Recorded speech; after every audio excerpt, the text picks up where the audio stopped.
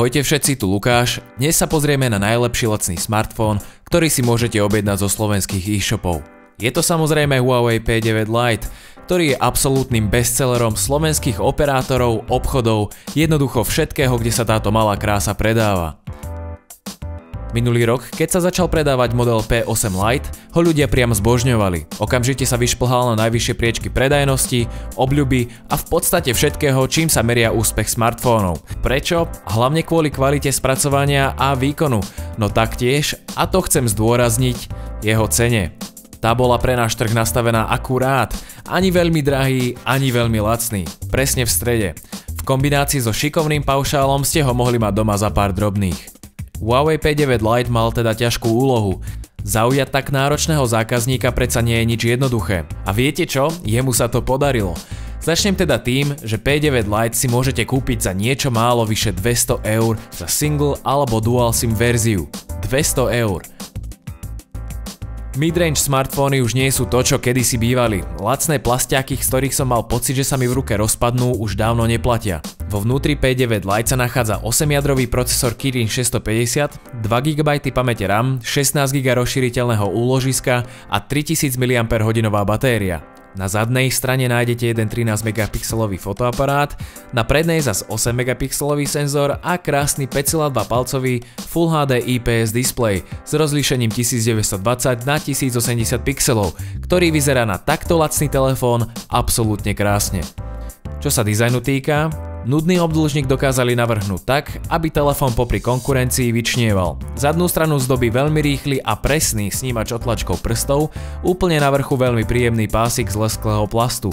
Tlačidlá sú umiestnené presne tak, kde majú byť a sú krásne klikateľné. Musím to spomenúť v každej recenzii, keďže niekedy sa stáva, že takto základnú vec pokazia aj tí najväčší výrobcovia. Čo sa softvéru týka, P9 Lite beží na Android 6.0 Marshmallow s nadstavbou Emotion UI 4.1.1. Musím povedať, že aj keď je prostredie Huawei o niečo iné než čistý Android, zvykám si naň vždy veľmi rýchlo a nemám problém s jeho používaním. Reproduktor je len jeden a aj keď sa zdá, že sú dva, znie prekvapivo dobre. Je síce počuť mierny nádych plechovky, no to je pri jednom reproduktore pochopiteľné.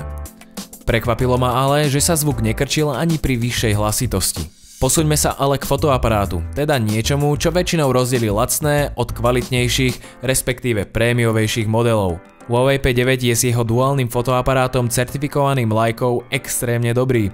Na P9 Lite mám teda dosť veľké nároky a musím povedať, že vo veľkej miere ich naplnil. Jeho 13 megapixelový fotoaparát ma celkom zaskočil, keďže sa hravo môže porovnávať s telefónmi, ktoré sú dvakrát tak drahé. Kvalita záberov pri horšom osvetlení síce nie je úplne najideálnejšia, nie je ani vyslovene zlá. Pri troške svetla z neho ale vyžmýkate nádherné zábery, ktoré pre bežné fotenie úplne postačia. Výdrž batérie je v tomto telefóne taktiež výborná. Jeho 3000 mAh baterka ho pri mojom bežnom používaní dokázala udržať pri živote viac ako 2 dní, čo je veľmi slušný výkon. Rukami mi prejde veľmi veľa smartfónov spadajúcich do tejto cenovej kategórie, no ani jeden z nich ma tak nezaujal ako P9 Lite. Páči sa mi natoľko, že by som nemal problém si ho kúpiť namiesto akejkoľvek vlajkovej lode. A viete čo? Nemohol by som smutný. Je naozaj tak dobrý. Má síce svoje mušky, používateľské rozhranie síce nie je najintuitívnejšie, no inak je naozaj výborný. Ponúka krásny displej, dosť výkonu a parádny fotoaparát. Ak chcete rozšíriť jeho funkcionalitu, neprehliadnite Colorband A1. Inteligentný fitness náramok, ktorý meria kroky, spálené kalórie a dokonca aj UV žiarenie.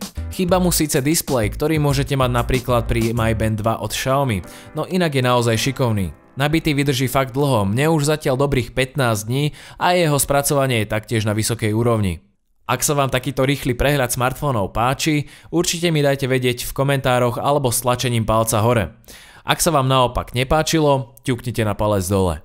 Pre viac videí ma samozrejme nezabudnite odoberať. Ja som Lukáš a vidíme sa v ďalšom videu.